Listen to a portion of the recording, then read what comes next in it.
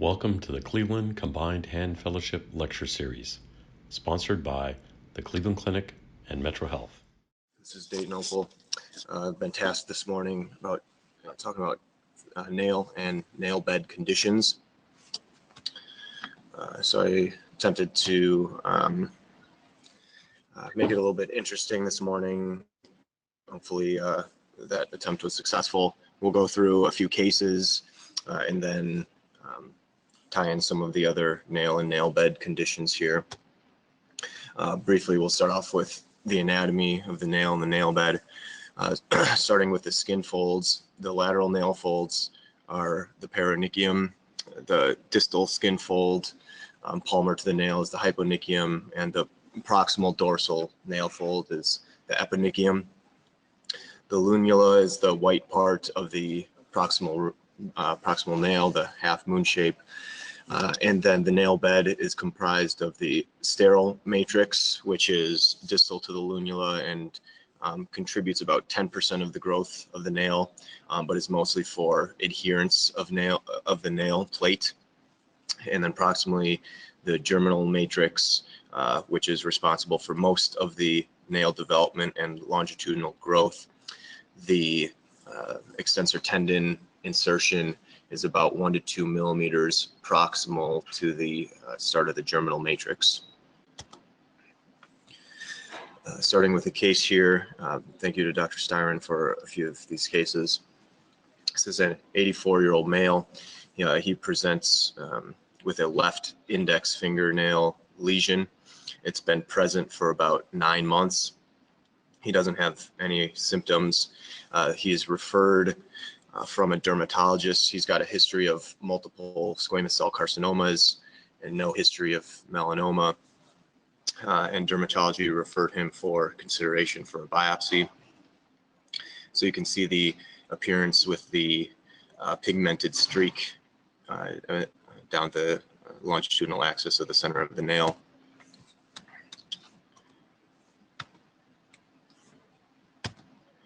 So he underwent nail bed biopsy. A couple pictures you can see below, which involved elevating the proximal aspect of the nail plate, elevating that distally, identifying the origin of the pigmented streak. So you can see on the bottom left, this is the before, and then on the bottom right is the after that area of the nail bed was biopsied. The final pathology was negative for melanoma. It was benign pigmented nail bed tissue without melanocytic proliferation and with negative immunohistochemical staining. So nothing concerning for melanoma. This brings us into one nail bed condition called melanonychia. This has been referred to as a diagnostic challenge for clinicians. It is a broad term for pigmentation of the nail unit. It's present in up to 2% of Caucasian or white races, up to 20% of Japanese, and up to 100% of dark-skinned races. It occurs when melanocytes, which are normally present in the nail matrix and are normally dormant, become activated or become induced to produce melanin. They then migrate distally and differentiate to onychocytes, contributing to the pigmented pigmented appearance of the nail bed and the nail plate. Longitudinal melanonychia is most commonly benign, either from the presence of a benign melanocytic hyperplasia, or also known as a nevus. It is the second most common is also a benign manifestation, which is a physiologic melanonychia. This is related to race most commonly, but also pregnancy and older age. It can be present in subungual melanoma, which is, of course, the concerning diagnosis not to miss. It can also be present from trauma, infection, endocrine and hepatic diseases, systemic diseases like lupus, other diseases like psoriasis, scleroderma, and even chemotherapy and other medicines can induce melanonychia. So in our patient, dermatology had a concern for melanoma, prompting the prompting the biopsy, but luckily in this patient came back benign. Moving on to the next case, 64-year-old female. She had the appearance of her thumbnail, as you can see to the right. This has been going on for 1 year, has been getting progressively worse, more painful. She's had worsening pain and irritation of the skin of her thumb. She had a biopsy of her nail, and culture, which showed a fungal infection, and the patient was electing for nail removal. So this patient underwent nail plate removal.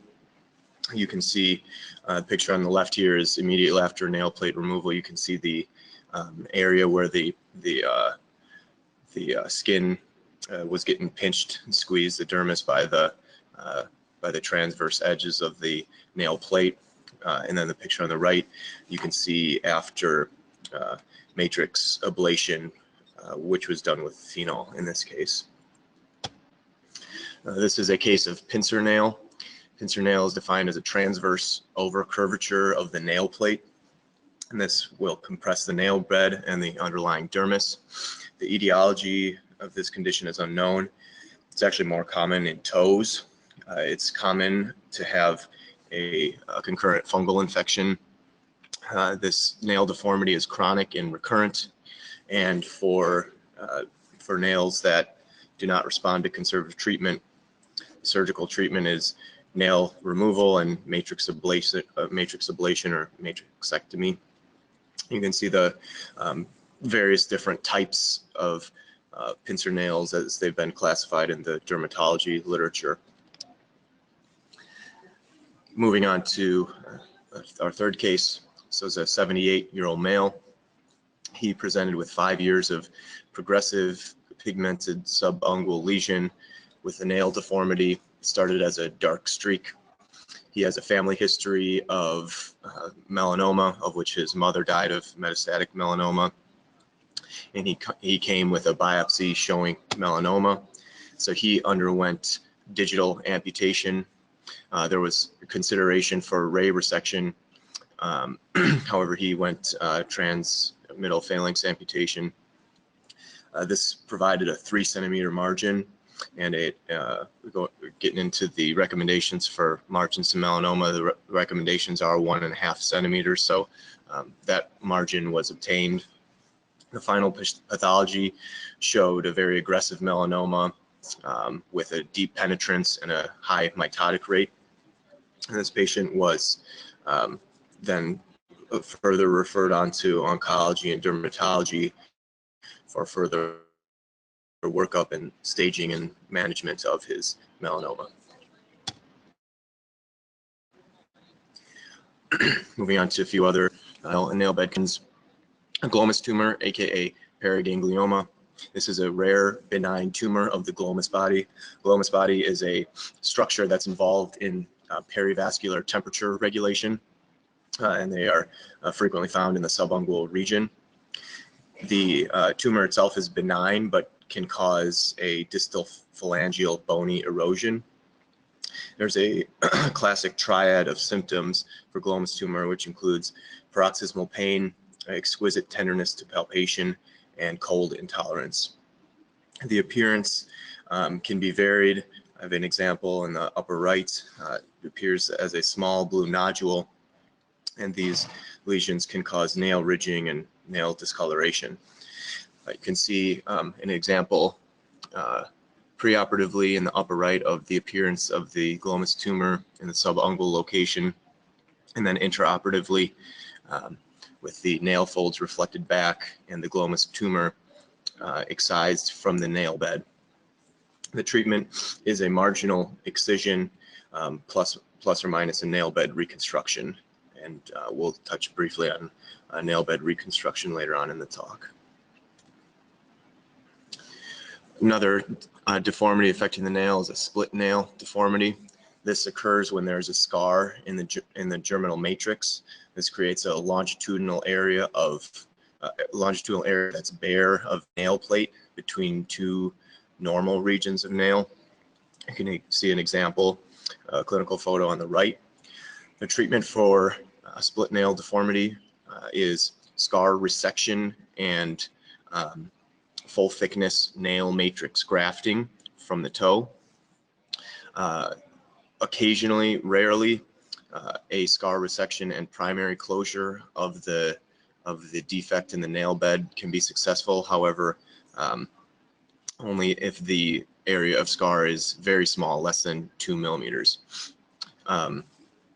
There's a high chance of failure attempting the primary closure, and it's important to remember that the patient population who is electing to undergo surgery for split nail deformity is a demographic to whom cosmesis is very important. So recommendations for scar lesions greater than 2 millimeters is to reconstruct the nail bed with a full thickness nail matrix graft. Another nail deformity is a hook nail deformity. This is a volar curvature of the nail matrix, often seen after fingertip amputation. This occurs when there's loss of bony support under the nail bed. This typically is not a functional problem, typically only a cosmetic issue. Occasionally, there can be some skin irritation from an ingrown nail. There have been a variety of soft tissue procedures described for surgical correction of hook nail deformity. Procedures involving shortening the nail bed, lengthening the bone with bone graft or osteocutaneous flap. I found a procedure that was published by Dr. Adesoy in the 80s called the antenna procedure. This was a procedure done for the surgical correction of the hook nail deformity. There's a pictograph on the right-hand side here showing the steps, but it involves removing the distal portion of the nail plate, incising the skin, reflecting and elevating the pulp and elevating the nail bed matrix off the remaining distal phalanx, splinting up the pulp and the nail bed with 3 small K-wires in a configuration that makes the finger appear like it has 3 small antennae, hence the antenna procedure, and then covering the defect created with a cross finger flap. So this was described in 1983. Haven't seen it come through any clinics here, but just thought that was of interest.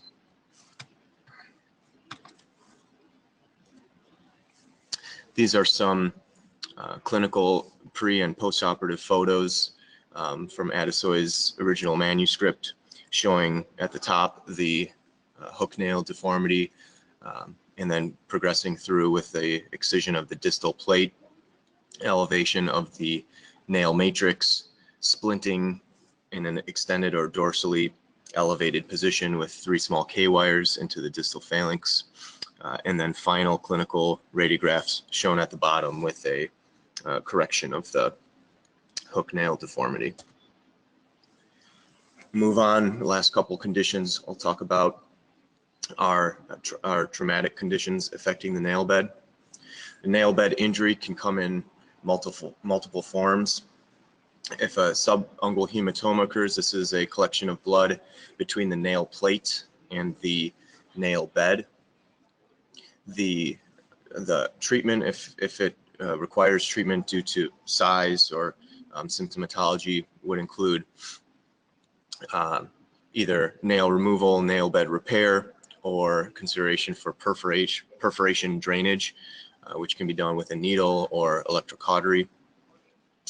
A nail bed laceration can occur, does not necessarily have to cause a subungual hematoma.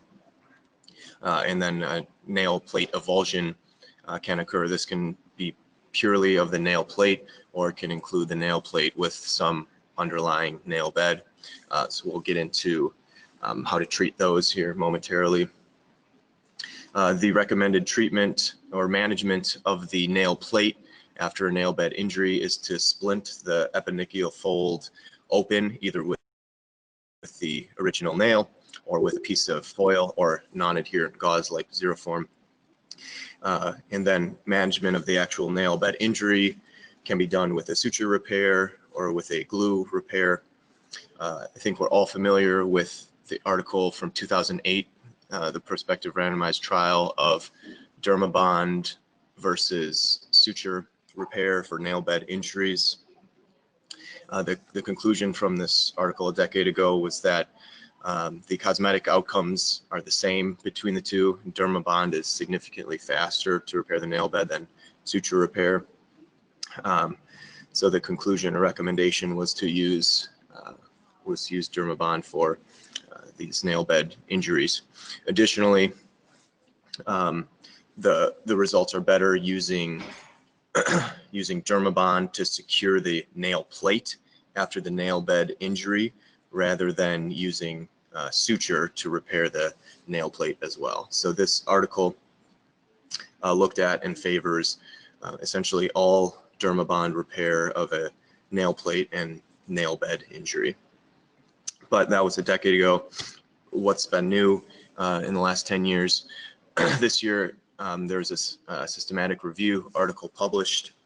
It looked at this specific topic, nail bed injuries fixed with suture versus medical adhesives, and they found 6 articles in the last decade that looked at this, and they all supported using Dermabond or another medical adhesive.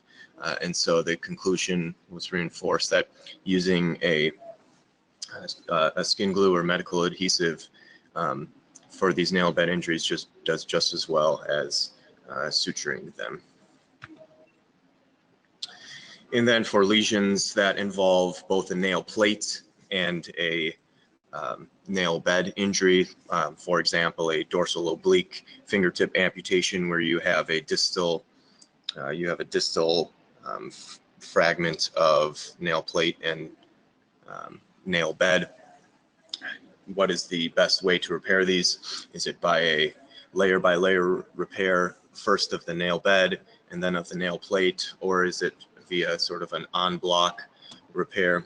And what they found was that repairing just reapproximating the nail plate and repairing the nail plate with a suture construct, and thus secondarily bringing in the nail bed, approximating it to its proximal avulsed portion, did better than doing the layer by layer approach of separating the nail from the nail bed, repairing the nail bed, and then repairing the nail plate.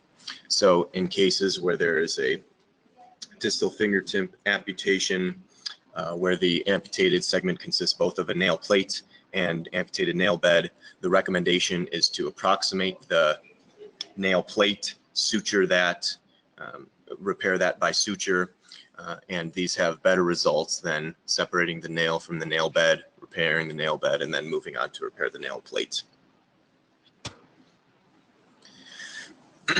Moving on to Seymour fracture. This is a displaced distal phalanx physeal fracture that has an associated nail bed injury.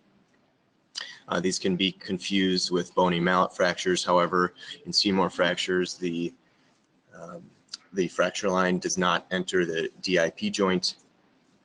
You can see on x-rays that the appearance of the fracture is typically in a flexed position, and on the AP, though the alignment may appear normal, the physis will appear widened due to the interposed tissue.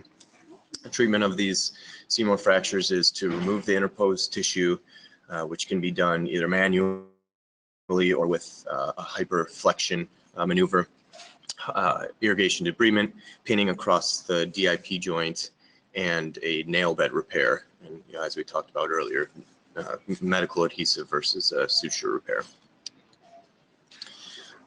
An article from JPO from this year looked at the treatment of acute Seymour fractures. This came out of Ohio State. They looked at their Seymour fractures over the last decade. 90% of the Seymour fractures were initially managed in the emergency department, and 10% were initially managed with surgery. the number one indication to manage them with surgery was a failure of closed reduction. 6% of the ED managed patients did end up requiring surgery for redisplacement. So this group's conclusion, looking at their Seymour fractures over the past decade, was that most acute Seymour fractures can be managed in the ED with a low redisplacement rate. And the caveat to this is that about 10% of their Seymour fractures were initially managed with surgery.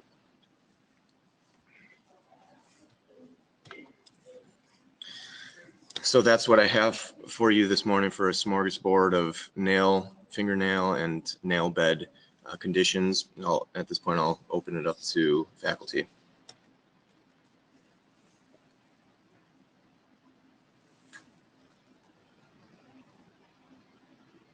Great job, Dayton. There's obviously a smorgasbord of stuff to do in there. The pincer deformity, can you hear me there? Yeah? Yep.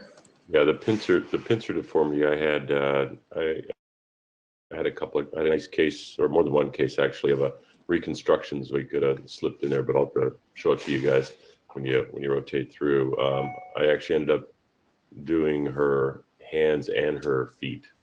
So as you can imagine, the surgery centers was low. You're doing what? Feet? Yeah. So, yeah, but the big thing was pain relief in this pincer nail deformity. But we did reconstructions. Mike Neumeister has a great paper on that, and I'll try to remember to send that around to you. It's the paper you got to use to reconstruct them, and you can get a fairly good cosmetic result. You have to pull the nail off and elevate the nail sterile matrix back up again, and you put strips of allograft under each side to keep it from readhering, and works pretty well. Not bad. So, I didn't know anything about that onco, whatever the mimicker of melanoma. That was pretty impressive. I didn't know about melanonychia, and I've seen it. I know we've all seen this before, but and I always wonder what's going on. But most of the time they don't look very ominous. But the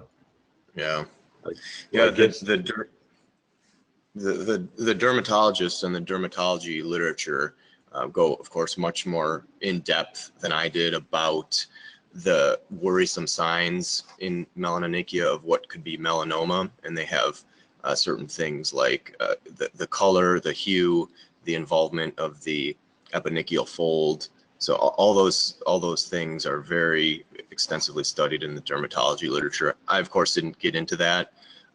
The way I sort of perceived it is if a dermatologist is concerned enough about melanoma and are requesting a biopsy that they're not doing themselves, then I think that probably meets the threshold of concern to do a biopsy. But they have a lot more specific. How about the flip side? How about the flip side when they're in there for their scaphoid fracture and you see this? Do you then send them to the dermatologist? Yeah, I guess if you're concerned, if the patient expresses concern about it and says it's changed, I think so. Yeah, because that becomes a bit of a ping pong if we're not, really knowledgeable about what the worrisome signs are, because they see a lot more than we do, right? So, it's like everything else in life. The more you see, the better you get at making a diagnosis. Obviously, we can make mistakes, but because I don't know if I've seen enough of them there, in my clinic to be very authoritative on it. Yeah. The key thing is if you see something unusual, wherever it is, to at least get pathology, but if it's the right situation, pan culture too. But then also remember the nail bed, the matrix, is one of those classic non-cutaneous malignancies. There are other mucosal and ocular and whatnot, and these behave very, very, very differently than cutaneous malignancies because there's really no barrier to their progression. and particularly with matrix, we see it where it gets into the bone along neurovascular bundles, and just goes kind of haywire. So again, kind of be aware of this. It's not that hard to do a nail bed biopsy, but always get it looked at. And if the question persists, biopsy it again. There's just too many bad stories of this stuff being missed. Okay, well, that's good. And so you would even re-biopsy things if they change along the way. Just don't take no for an answer sometimes. Yeah, we've seen, even with biopsy, we've seen malignants actually be non-malignant, and non-malignant be finally read as malignant. So we've seen everything. Oh, wow. Okay. And even if you can, if it's from outside, get the outside slides in and get them reviewed. Yeah, that's a good thing with almost any of the tumor stuff, as you know. So right. when you become the final frontier of this stuff, our pathologists are pretty good, but everybody makes mistakes. But it's best to get the original slides in.